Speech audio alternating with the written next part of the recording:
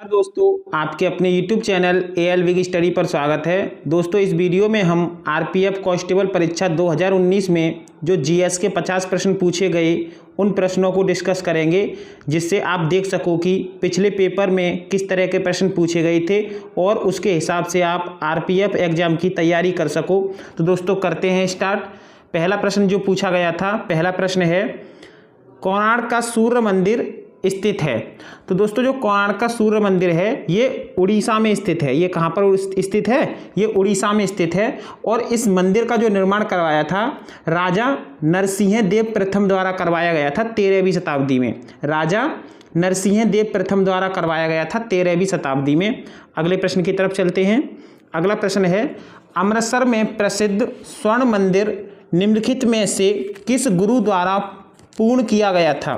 तो दोस्तों, इसका जो राइट आंसर हो जाएगा, इसका राइट आंसर हो जाएगा गुरु अर्जुन देव।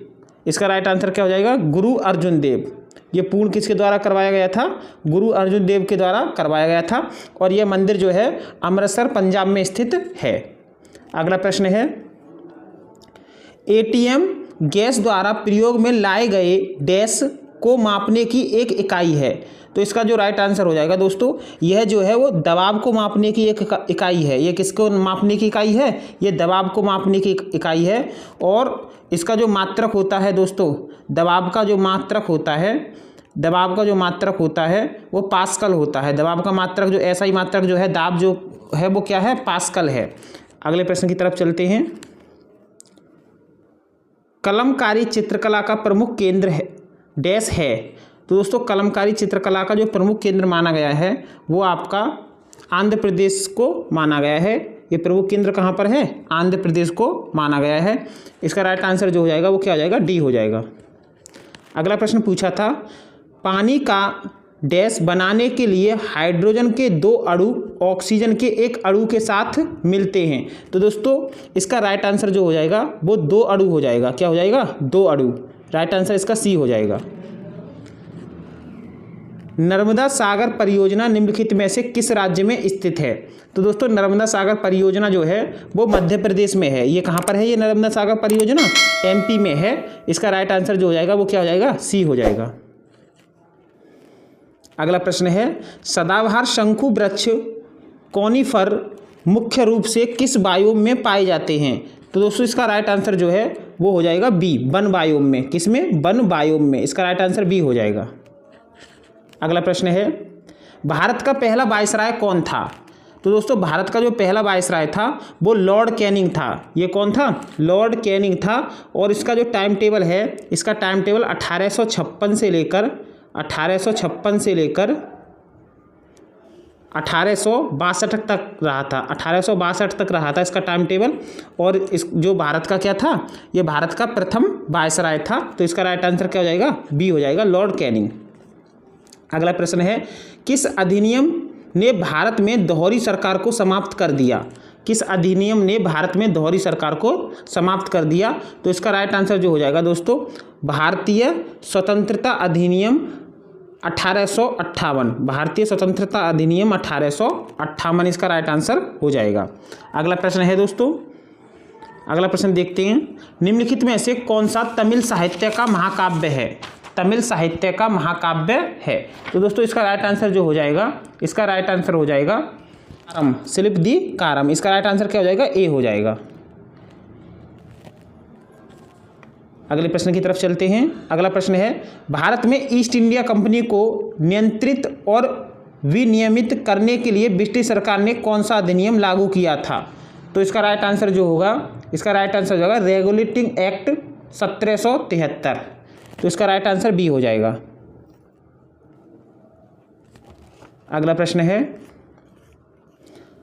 आयात पर लगे कर को डैश कहा जाता है? तो दोस्तों, आयात पर लगा कर जो होता है वो टैरिफ कहलाता है। क्या कहलाता है? टैरिफ कहलाता है।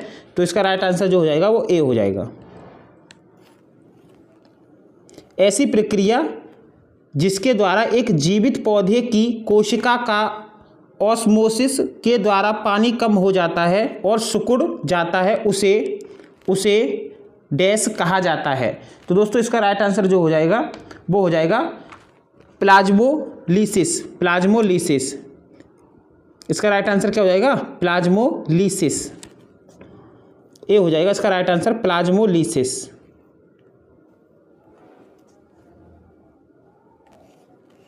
अगला प्रश्न है, निम्नलिखित में से कौन सी दक्षिण अमेरिका की सबसे लंबी पर्वतीय श्रृंखला है? तो दोस्तों दक्षिण अमेरिका की सबसे लंबी पर्वत श्रृंखला की बात करें तो एंडीज है, जो विश्व की सबसे लंबी पर्वत श्रृंखला भी है। इसका नाम क्या है? एंडीज पर्वत श्रृंखला है। इसका राइट आंसर जो हो जाएगा वो क्या हो जाएगा? सी हो जाएगा। अगला प्रश्न है, अगला प्रश्न देखते हैं, अंतरराष्ट्रीय पुनर्निर्माण और विकास बैंक को लोकप्रिय रूप में डैश के नाम से जाना जाता है?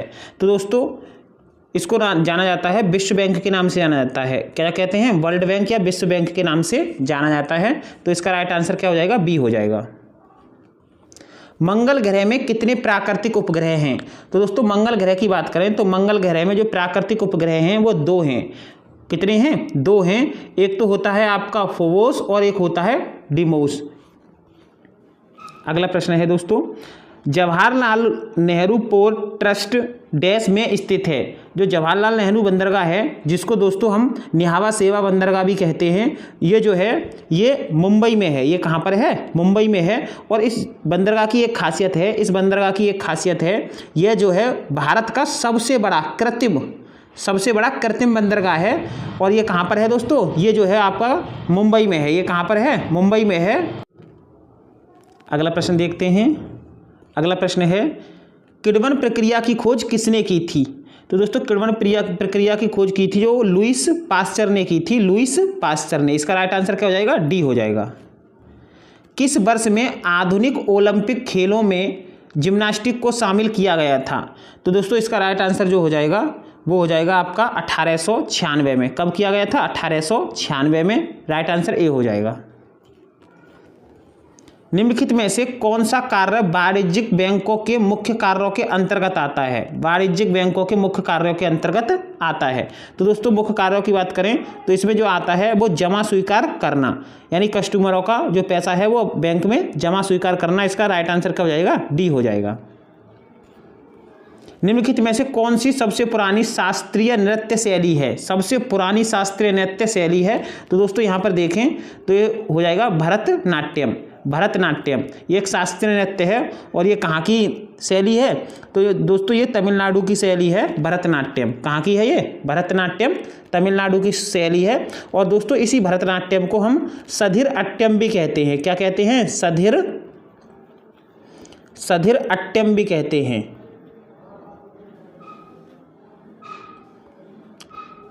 सधिर अट्टम भी कहते हैं। और ये कहाँ पर है? ये तमिलनाडु की एक शास्त्रीय नृत्य है, तमिलनाडु का एक शास्त्रीय नृत्य है। तो इसका राइट आंसर जो हो जाएगा वो बी हो जाएगा। सतह के एक इकाई क्षेत्रफल पर कार्यरत बल को कहा जाता है? एक इकाई क्षेत्रफल कार्यरत बल को क्या कहा जाता है? तो दोस्तों इसका राइट आंसर जो हो जाएगा वो हो जाएगा दबाव। इसका राइट आंसर क्या हो जाएगा? दबाव हो जाएगा। और इसका मात्रक मैंने आपको बताया ही था। इसका एसआई जो मात्रक होता है दबाव का वो क्या होता है? पास्कल होता है। क्षेत्रफल के मामले में दुनिया का सबसे बड़ा देश, क्षेत्रफल के मामले में तो दोस्तों क्षेत्रफल के मामले में देखें तो दुनिया का सबसे बड़ा देश जो है वो रूस है। दुनिया का सबसे बड़ा जो है देश है, यानी क्षेत्रफल के मामले में रूस जो है वो पहले स्थान पर आता है। और यहीं पर हम इस रूस की खासियत देखें तो ये जनसंख्या के मामले में ये पूरे विश्व में 9वें स्थान पर आता है। कौन से स्थान पर आता है? 9वें स्थान पर आता है। और ये रूस जो है वो 16 देशों की सीमा लगती है। इस रूस से कितने देशों की सीमा लगती है? 16 देशों की सीमा लगती है। और क्षेत्रफल के मामले में पहले स्थान पर है, जनसंख्या के मामले में 9वें स्थान पर है, 16 देशों की सीमा लगती है। तो इसका राइट आंसर क्या हो जाएगा? रूस हो जाएगा। जल निकायों में मेढकों द्वारा थायरोक्साइन हार्मोन के उत्पादन के लिए निम्नलिखित में से किसकी आवश्यकता होती है? तो दोस्तों इसका राइट आंसर हो जाएगा आयोडीन। किसकी आवश्यकता होती है? आयोडीन की आवश्यकता होती है। राइट आंसर ए हो जाएगा। भारत में बायोस्फीयर रिजर्व निम्नलिखित में से कौन सा है? तो दोस्तों भारत की बात करें, भारत में बायोस्फीयर रिजर्व की बात करें तो सुंदरवन जो है वो एक बायोस्फीयर रिजर्व है। और यहाँ पर हम देखें तो भारत में 18 बायोस्फीयर रिजर्व हैं। भारत में कितने बायोस्फीयर रिजर्व हैं? 18 बायोस्फीयर रिजर्व हैं, और जिसमें से एक आपका क्या हो गया? सुंदरबन हो गया। और भी बहुत सारे हैं, पंचमढ़ी भी है, नंदा देवी है, मानस है, पन्ना है। इसी प्रकार से आप क्या कह सकते हैं, सुंदरबन भी एक क्या है? बायोस्फीयर रिजर्व है। तो इसका राइट आंसर क्या हो जाएगा? बी हो जाएगा। क्रिकेट में एलबीडब्ल्यू का पूरा अर्थ क्या है? क्रिकेट में एलबीडब्ल्यू का पूरा अर्थ क्या है? तो दोस्तों जो एलबीडब्ल्यू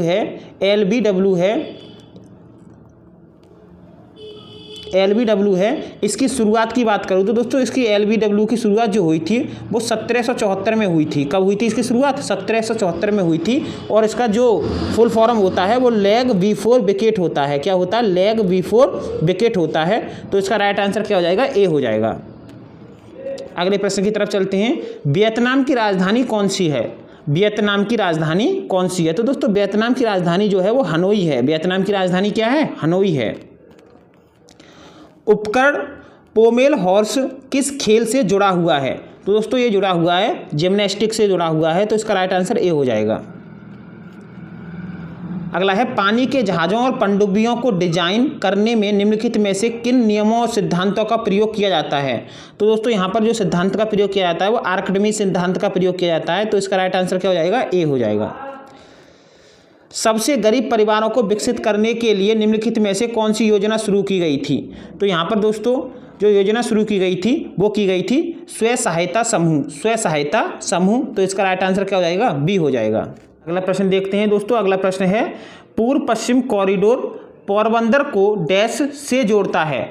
तो दोस्तों जो पूर्व पश्चिम कॉरिडोर जो है वो पोरबंदर को असम के सिलचर से जोड़ता है। असम के सिलचर से जोड़ता है, और इसे हम नेशनल हाईवे 27 के नाम से भी जानते हैं। और यह जो है दोस्तों, यह जो है असम, बंगाल, पश्चिम बंगाल, बिहार, उत्तर प्रदेश, राजस्थान और गुजरात तक फैला हुआ है। और इसकी कुल लंबाई जो है वो 3560 किलोमीटर है। तो ये किसको, पोरबंदर को किससे जोड़ता है? दोस्तों ये पोरबंदर को असम के सिलचर से जोड़ता है। तो इसका राइट आंसर क्या हो जाएगा? राइट आंसर हो जाएगा डी। किस देश में 2022 के राष्ट्रमंडल खेलों का आयोजन किया जाएगा? तो दोस्तों ये उस समय का करंट का प्रश्न था। तो यहाँ पर जो राइट आंसर था उस समय, तो इस समय राइट आंसर जो था वो इंग्लैंड था। इसका राइट आंसर क्या था? बी, यानी इंग्लैंड था। शब्द श्वेतांबर से डैश जुड़ा हुआ है? तो दोस्तों श्वेतांबर जो है वो जैन धर्म से जुड़ा हुआ है। श्वेतांबर किस धर्म से जुड़ा हुआ है? श्वेतांबर जो है वो जैन धर्म से जुड़ा हुआ है। तो इसका राइट आंसर जो हो जाएगा वो क्या हो जाएगा? इसका राइट आंसर हो जाएगा बी।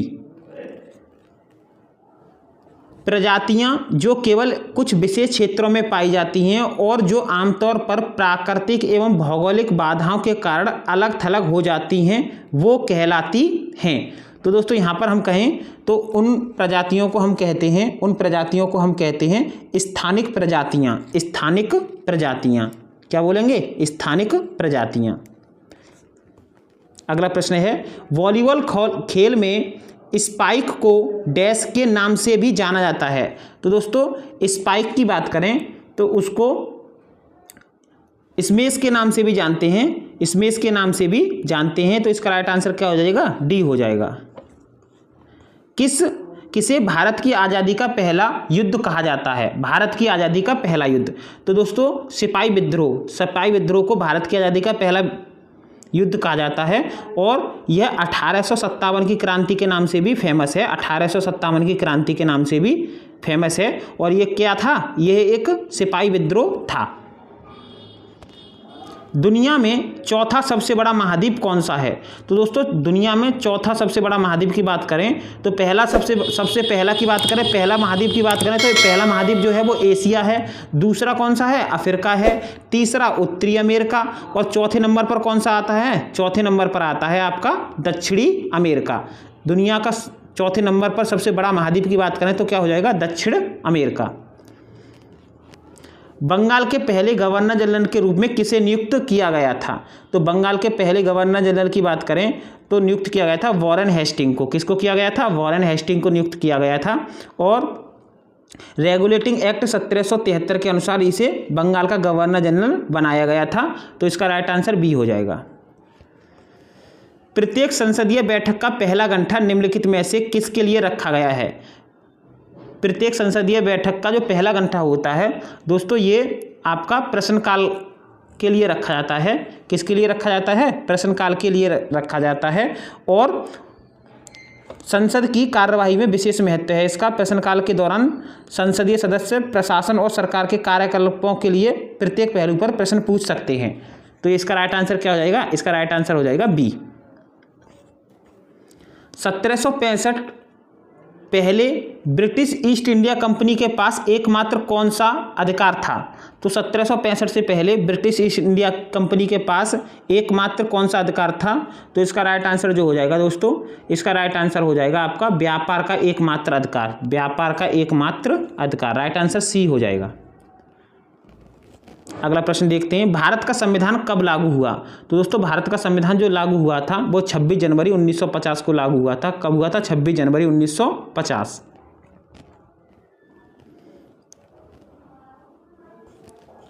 अगला प्रश्न है, केंद्रीय लोक सेवा आयोग की स्थापना किस वर्ष हुई? केंद्रीय लोक सेवा आयोग की स्थापना जो है दोस्तों वो 1926 में हुई थी।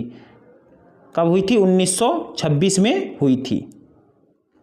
अगला प्रश्न है, Gelora Bung Karno GVK stadium dash में स्थित है। तो दोस्तों इसका राइट आंसर जो हो जाएगा वो है आपका इंडोनेशिया में। ये स्टेडियम कहाँ पर है? इंडोनेशिया में है। तो इसका राइट आंसर ए हो जाएगा। निम्नलिखित में से किसको सार्वजनिक सामान या फिर पब्लिक गुड्स कहा जाता है? सार्वजनिक सामान या पब्लिक गुड्स कहा जाता है। अगला प्रश्न देखते हैं दोस्तों। अगला प्रश्न है, निम्नलिखित में से किसको सार्वजनिक सामान या पब्लिक गुड्स कहा जाता है? तो पब्लिक गुड्स की बात करें तो राष्ट्रीय रक्षा के लिए क्या कहा जाता है? पब्लिक गुड्स कहा जाता है या सार्वजनिक सामान कहा जाता है। किस वर्ष में पिट्स का भारत अधिनियम या पिट्स इंडिया एक्ट पारित किया गया था? तो 1784 में किया गया था ये पिट्स इंडिया एक्ट, 1784 में। अगला प्रश्न देखते हैं, निम्नलिखित में से किस लिपि में पंजाबी भाषा लिखी जाती है? तो पंजाबी भाषा की बात करें तो दोस्तों पंजाबी भाषा की जो लिपि है वो गुरुमुखी लिपि है। कौन सी लिपि है? गुरुमुखी लिपि है। अगला है, कालवेरिया डैश राज्य से यूनेस्को की अमूर्त सांस्कृतिक विरासत है। कालवेरिया, तो कालवेरिया की बात करूं तो यह किस राज्य से है? तो यह दोस्तों राजस्थान राज्य से है कालवेरिया। इसका राइट आंसर क्या हो जाएगा? डी हो जाएगा। निम्नलिखित में से मुगल शासकों में से किसने दीन पनाह नामक शहर की नींव रखी लेकिन वह इसे पूरा नहीं कर सका? तो ये रखी थी दोस्तों हुमायूं ने। ये कब रखी थी? ये दोस्तों हुमायूं ने रखी थी। और हुमायूं जो है वो 1530 में गद्दी पर बैठा था। 1530 में गद्दी पर बैठा था। और यहाँ की बात करें तो यमुना नदी के तट पर नए शहर दीन पनाह की स्थापना की थी 1533 में। कब की थी? 1533 में स्थापना की थी इसने यमुना नदी के तट पर।